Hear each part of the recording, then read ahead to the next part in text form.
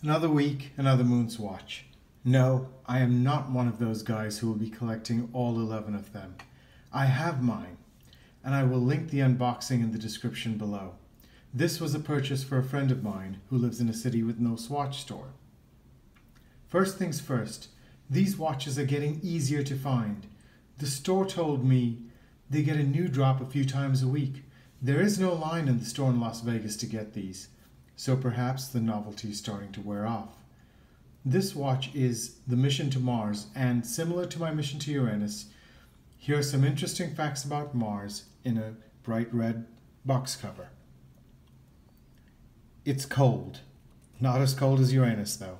It has blue sunsets, appropriately read on a bright red box cover. It has weak gravity and 2 moons for those of you who play trivia.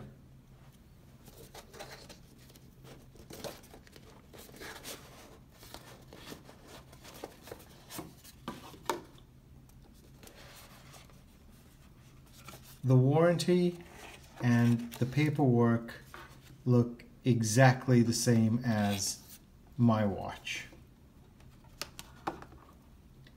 It does have a higher contrast than the mission to Uranus due to the red hands against the white dial. The watch is 42 millimeters and looks similar to the Alaska Project Speedmaster from 1969. The hands are in the shape of the Mercury Rocket and are easier to read than others in the collection. The black text are the same as any MoonSwatch. The red on the case pops more against the white bezel, and the center chronograph hand in red as well provides greater contrast.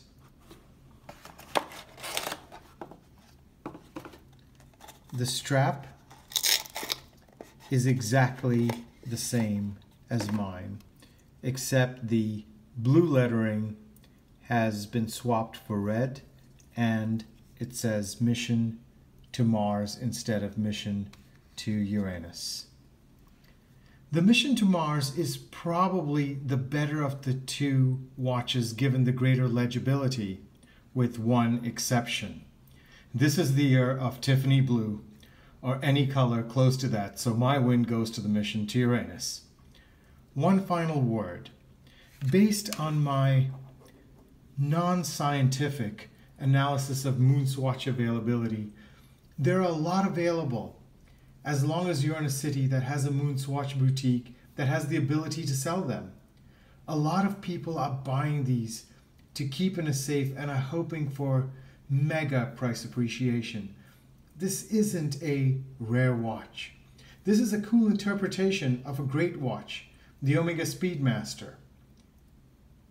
And this watch is mass manufactured. As a matter of fact, my friend has an original Omega Speedmaster, and he wanted to add this watch for the sheer fun of it. To those who think this watch will appreciate in price in the long term, it won't. Wear it and enjoy it. You can buy another when the plastic eventually disintegrates. Enjoy it for what it is.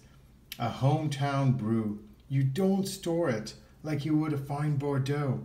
You drink it and enjoy the refreshment. For me, I am changing the strap on mine to something more comfortable, as the strap is a big downside of this watch from a comfort perspective. Thanks again for watching the channel. I do hope you're enjoying the content, and I hope you'll stay with me for my horological journey.